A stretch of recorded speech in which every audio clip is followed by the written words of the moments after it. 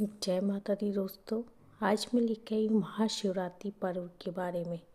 चारों पूजा का चारों प्रहर में जो पूजा होती है उसका क्या महत्व होता है, उसका क्या फल मिलता है, चलिए सब कुछ यहाँ पे उसके बारे में बात करेंगे।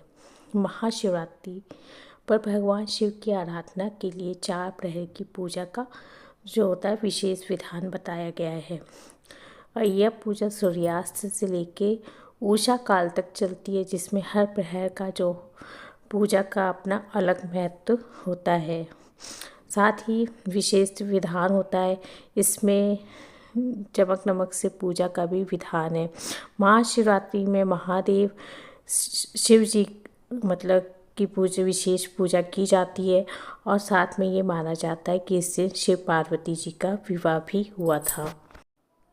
इस साल महाशिवरात्रि का जो पर्व है वो 26 फरवरी 2025 को मनाया जाएगा। जो तिथि का जो प्रारंभ है वो 26 फरवरी को प्रातः 11:08 है।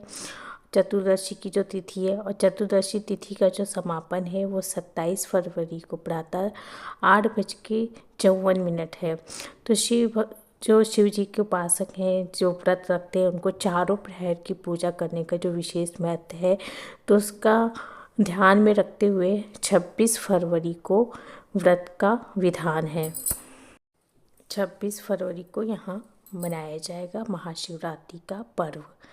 अब बात कर लेते हैं महाशिवरात्रि की पूजा के दिन के साथ साथ रात की जो पूजा होती है उसको किस तरीके से विभाजित किया गया। पहला जो प्रहर है कितने बजे से है, और चलिए बताते हैं। पहला जो प्रहर है वो शाम को 6:43 से लेकर रात 9:47 तक रहेगा। इसमें भगवान शिव की पूजा के साथ इस मंत्र का जाप करने से आपको बहुत लाभ मिलेगा। वो मंत्र है हीम ईशनाय नमः का आप यहाँ पे जप कर सकते हैं। अब हम बात कर लेते हैं दूसरा प्रहर। वो रात 9:31 से लेके मध्य रात्रि 12:51 पे होगा। तो आप इसमें यहाँ पे हीम अघोराय नमः का जाप कर सकते हैं। और तीसरा जो प्रहर है वो मध्य रात्रि 12:51 से लेके सुबह 3:55 पे रहेगा। तो आप इसमें हीम वाम देवाय नमः का जाप कर सकते हैं। और जो चौथा प्रहर है उसमें उसका जो समय है वो 3:55 से लेके सुबह 6:59 तक रहेगा।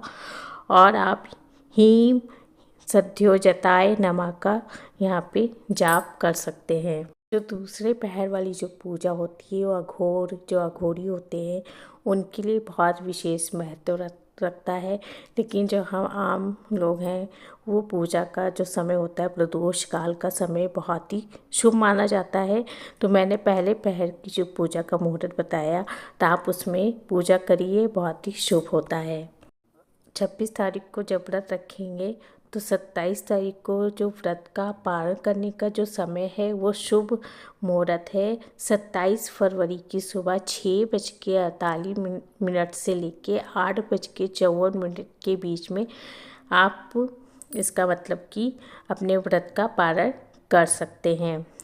अब बात करें रुद्राभिषेक आप करना चाहें तो इस दिन रुद्राभिषेक का बहुत ही विशेष महत्व बताया गया है। तो आप पूरे दिन किसी भी समय रुद्राभिषेक यहाँ पे कर सकते हैं, क्योंकि माना जाता है कि शिव जी को प्रसन्न करने के लिए रुद्राभिषेक अति श्रेष्ठ माना जाता है। तो इस दिन आप किसी भी समय रुद्राभिषेक यहाँ पे आप अपनी सुविधा के अनुसार कर सकते हैं। और जिसके लाभ होते हैं वो बात कर लेते हैं।